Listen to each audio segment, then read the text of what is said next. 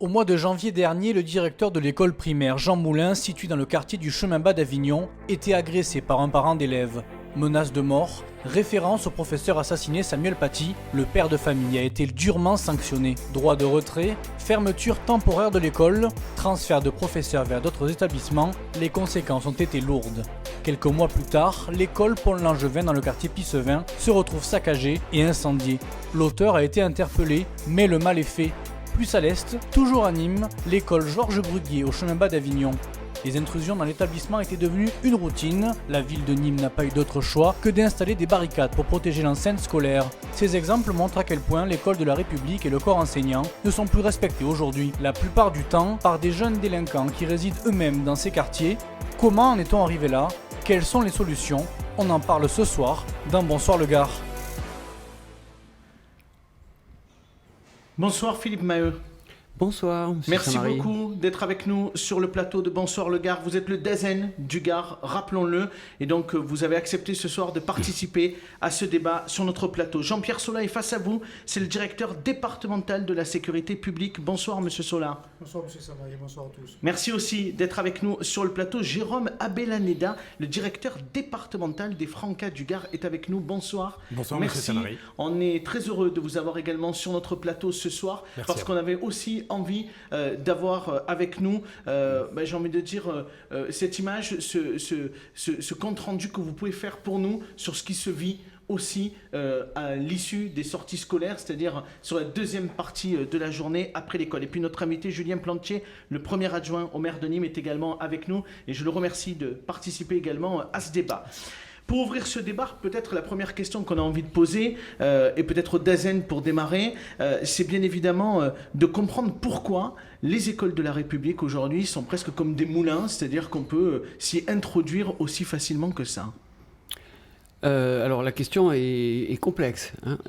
Alors dire que les écoles sont ouvertes aux 80 ans, je n'irai pas jusque-là, je ne vous suivrai pas sur ce chemin-là.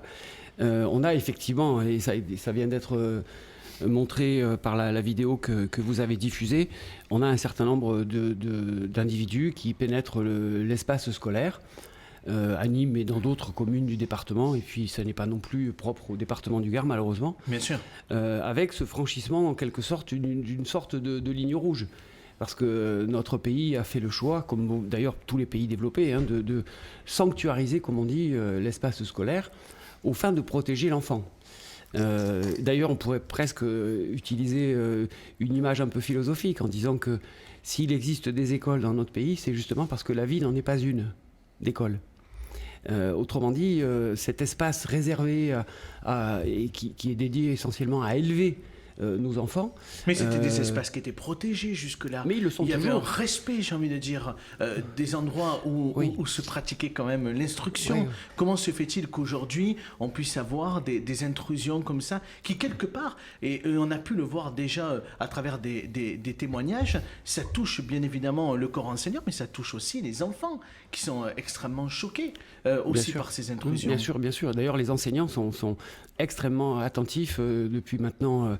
malheureusement, depuis un certain nombre d'événements graves qui ont touché notre pays, hein, je pense en particulier au Bataclan 2015, avec ces attentats terroristes, l'éducation nationale s'est profondément réformée, justement pour que dans toutes les écoles, et en particulier celle de la ville de Nîmes, hein, on ait à la fois la sécurité passive qui est assurée par le maire, par le propriétaire des écoles, des 83 écoles de la ville, mais du côté de l'éducation nationale et des personnels d'ailleurs de la mairie, on a eu tout un travail qui a été entrepris pour être extrêmement aguerri à toutes ces formes de pénétration de l'espace scolaire. Et vous avez notamment signé des conventions en début d'année 2021. Récemment également, une nouvelle convention a été signée avec la police du Gard, et Jean-Pierre Sola, qui est bien évidemment le directeur départemental de la sécurité publique, peut peut-être nous en dire un mot ?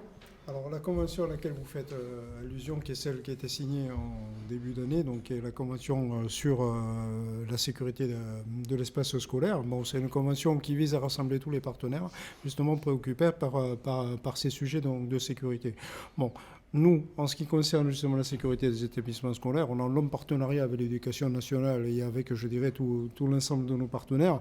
Bon, l'objet, c'est la présence à proximité des écoles, bien évidemment, mais également, je dirais, la contribution par des actions de partenariat régulières à essayer de remettre peut-être sur le bon chemin des élèves qui seraient sur le point de dévier. Bon, c'est le cas de la Convention sur les mesures de responsabilisation que nous avons re-signée la semaine dernière puisqu'elle était renouvelable. Et je dirais ensuite, c'est notre action quotidienne qui trouve, je dirais, son socle dans la Convention, sachant qu'un des premiers socles de la collaboration avec les établissements scolaires, c'est notamment notre travail avec les EMAS, avec les équipes mobiles académiques de sécurité, donc développe l'éducation nationale. Donc, c'est pas nouveau, c'est une consécration du partenariat que nous menons. Bien sûr. Et si on dit un mot quand même sur ces intrusions, j'en faisais référence il y a quelques instants, est-ce que typiquement il y a eu des intrusions depuis la rentrée de septembre? Alors depuis cette rentrée, pas à ma connaissance. Il y en a eu en début d'année. Je pense que ce qu'il faut préciser, c'est que lorsqu'on a des intrusions dans des établissements scolaires, c'est pas forcément l'école qui est visée en tant que telle. Bon, l'école est un espace qui est dans un environnement, dans un quartier. C'est parfois un obstacle à une fuite devant les forces de police. Donc on traverse l'école, ça pourrait être autre chose. Voilà. Donc si on est sur ce cadre de l'intrusion, on est vraiment sur un établissement qui est sur le chemin de délinquants, qui cherche à fuir. Paul Langevin, c'est pas tout à fait la même histoire. Là, on est sur autre chose. Mais il faut effectivement, je vous rappelle que d'ailleurs sur l'école Paul Langevin, l'affaire a été élucidée même pas une semaine après les faits. Tout à fait. Et on l'a dit dans notre vidéo, effectivement. Voilà. Donc sur l'école Paul Langevin, il faut aussi savoir que maintenant, les écoles sont des établissements qui renferment des richesses, qui renferment des matériels intéressants. Alors, est-ce que c'est véritablement l'école qui est visée ou est-ce que c'est plutôt un établissement dans lequel on sait pouvoir trouver des moyens multimédia, etc., pour les revendre et en tirer, je dirais, du profit? Il faut clairement se poser la question. Monsieur Plantier. Je suis un peu déçu du travail du réalisateur ce soir de l'émission. Ah bon, mais c'est très gentil. Qu'est-ce qui se passe, Sacha? Qui ne nous permet pas de voir les superbes chaussettes de Monsieur Maheu. Très joli rouge. C'était une référence, Monsieur Maheu, à la victoire des Bleus. On est dans une discussion sérieuse, Sacha. Monsieur Maheu. On est dans une discussion sérieuse, Sacha. Vous verrez ça tout à l'heure à la fin de l'émission en coulisses. On démarre bien la semaine. Hein. Bravo, Monsieur Virga. Monsieur Plantier, sur la ville de Nîmes, par rapport effectivement à ces situations qui sont quand même des situations assez extrêmes, une des mesures qui a été prise, c'est notamment sur l'école Georges Bruguier, d'installer des barricades beaucoup plus hautes. Est-ce que c'est la seule solution qui est face à nous? Je ne sais pas si c'est la seule solution, mais en tout cas, ce qui est certain, c'est qu'on voit bien qu'on est face quand même à des comportements qui ne sont pas acceptables. Il est clair que quand on touche à l'école, on touche à la République, on touche aux principes fondamentaux de notre société, et c'est clair que ça pose question et ça interpelle par rapport aux agissements qui ont été cités, par rapport aux propos qui sont rapportés par les intervenants autour de la table. Aujourd'hui, la ville de Nîmes consacre 39 millions d'euros par an à l'éducation. C'est le deuxième budget de notre collectivité, c'est une priorité pour nous. Il est clair que ce qu'on vit aujourd'hui, c'est aussi le reflet à la fois de notre société et des populations au sein des quartiers prioritaires, des quartiers difficiles, et on sait très bien que parfois un certain nombre de ces agissements est aussi lié à un développement d'une économie souterraine, avec notamment le trafic de drogue, qui gangrène nos quartiers et qui sont malheureusement, qui touchent des jeunes en perte de repères, en perte de vitesse, et qui sont malheureusement des proies faciles pour ce trafic de drogue. Donc non, je vais vous dire que ce n'est pas la solution, mais en tout cas, ce qui est important pour nous, c'est de sécuriser l'espace des écoles, sécuriser les enfants, sécuriser le corps enseignant et les équipes pédagogiques, et sur ça c'est la priorité. Donc s'il faut passer par là pour sécuriser cet espace, on l'a fait sur Georges Bruguier, on a cité l'exemple de Paul Langevin aussi, où heureusement ça s'est passé en pleine nuit, il n'y avait aucun public à l'intérieur. Et la ville de Nîmes a été plutôt réactive parce qu'il a fallu très rapidement oui, trouver on a été très réactifs. C'est vrai qu'on était en relation. Jean-Paul Fournier était en relation directe avec Véronique Garder-Bancel, adjointe à l'éducation. Il a bien évidemment contacté Jean-Michel Bourdoiseau, qui est le directeur de cette école-là, pour voir comment on pouvait faire. Et presque 48 heures après, les petits ont repris le chemin de l'école. Et je remercie aussi le collège Jules Verne, qui avait aussi accueilli une partie de l'école le temps que les travaux de première urgence soient faits. Mais en tout cas, c'est clair que ça pose question. Alors aujourd'hui, il y a bien évidemment un certain nombre de solutions qui peuvent être apportées.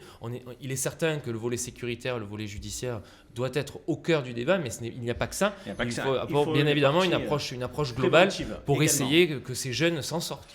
Jérôme Abenenada, si je ne me trompe pas, directeur départemental des Francas du Gard, quand on observe que celui qui s'est introduit dans l'école Paul Langevin fait lui-même partie du quartier où se trouve cette école, a peut-être ses voisins, peut-être ses frères et sœurs qui sont scolarisés dans cet établissement. Qu'est-ce qu'on a raté? Qu'est-ce qui a raté là? Alors, tout d'abord, je vous remercie de m'inviter. Je vous en prie. Dans un débat qui est centré certes sur l'école, mais qui parle beaucoup de sécurité, je viens porter la voix associative. Mais Julien Plantier en parlait à l'instant. Il en disait qu'il n'y avait pas que la sécurité, il y a la prévention également. Tout à fait, mais je l'ai parfaitement entendu et je l'en remercie. Qu'est-ce qu'on a raté? On a certainement raté beaucoup de choses sur pas mal de générations. Une chose est certaine, c'est que la réponse, elle doit être sécuritaire dès lors qu'en effet, il y a des lieux, des institutions ou des personnes qui sont en danger. Mais moi, ce que j'aimerais traiter, c'est l'avant. C'est l'avant et c'est le travail formidable que peuvent faire un grand nombre d'associations. Parce qu'on parle beaucoup d'événements graves, que certains pourraient assimiler à des faits divers.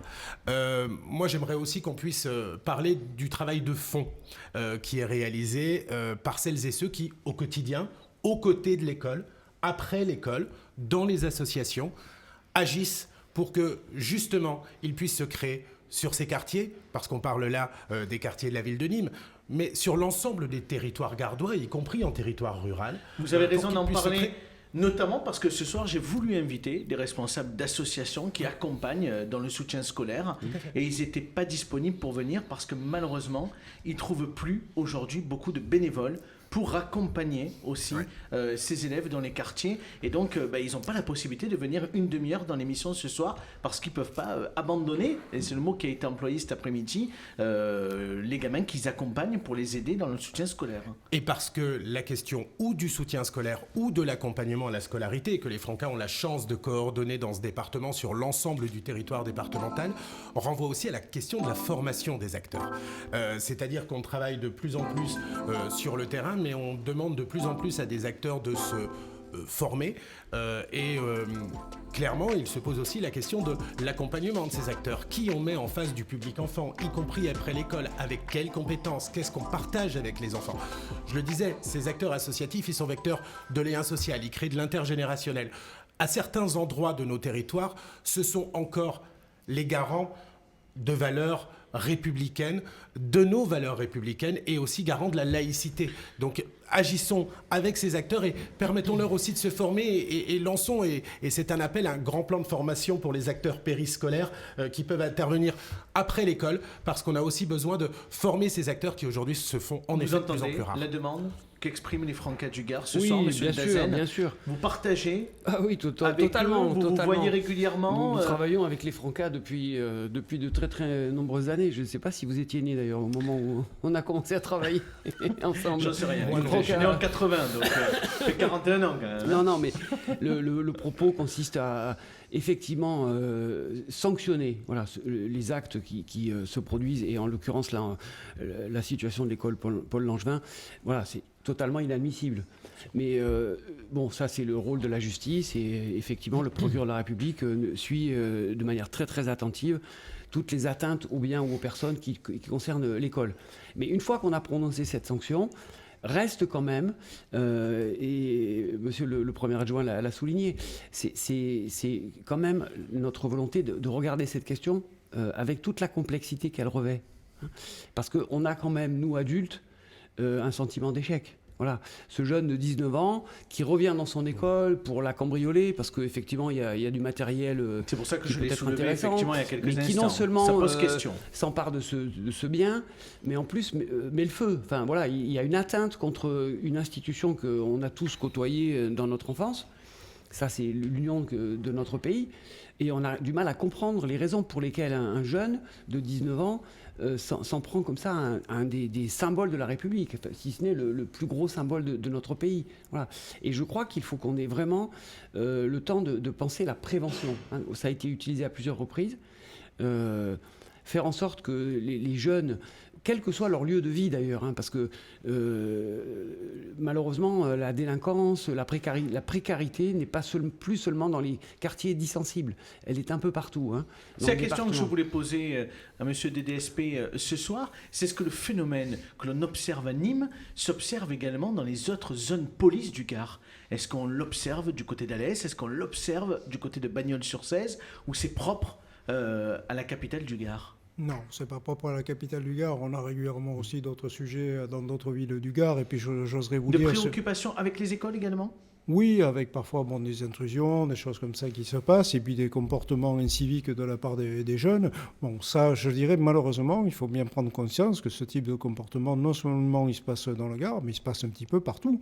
Bon, j'ai maintenant une certaine expérience de la police, et je peux vous dire, j'ai déjà vu ça dans d'autres départements. Et est-ce que vous avez l'impression qu'avec les années, ça s'est quand même plus développé? Ou vous avez le sentiment qu'aujourd'hui, on y met une loupe un peu, mais qu'il n'y en a pas plus qu'avant? Parce que c'est ça le sujet ce soir. Moi, j'oserais vous dire que c'est quelque chose qui existe depuis longtemps. Que ce soit plus présent maintenant, ça peut se discuter par rapport au territoire, par rapport, je dirais, à la sociologie des lieux où sont implantées les écoles. Mais ce type de fait, moi, clairement, je l'ai connu ailleurs. Et il y a de nombreuses années que je vois ça. Voilà. Comment on fait ? On en parlait tout à l'heure, il y a le côté préventif, il y a ce travail de fond, mais concrètement, qu'est-ce qui peut être fait pour éviter que ces problèmes se reproduisent de manière aussi récurrente? Peut-être le président des Francas du Gard ? Directeur, c'est déjà pas mal. Je laisse le président à la place honorable qui est la sienne. Que faire ? En tout cas, c'est un traitement de fond, et je le redis de ma place. À la réponse, aux problématiques qui se posent, je pense qu'on peut répondre globalement par une volonté de l'ensemble de la population. Monsieur Maheu y allait d'une citation tout à l'heure. Moi, j'ai envie de citer « Il faut tout un village pour éduquer un enfant ». Ça veut dire que l'éducation, elle ne s'arrête pas aux portes de l'école. Penser que l'éducation s'arrête aux portes de l'école, c'est oublier le rôle fondamental que jouent les parents. Mais tout en prenant en compte le rôle fondamental que joue l'école, pensons à cette action éducative qui se déroule dans le temps libre des enfants, dans les clubs de sport, dans les centres sociaux, dans les centres de loisirs, en association de bas d'immeubles, sur le numérique, sur les écrans.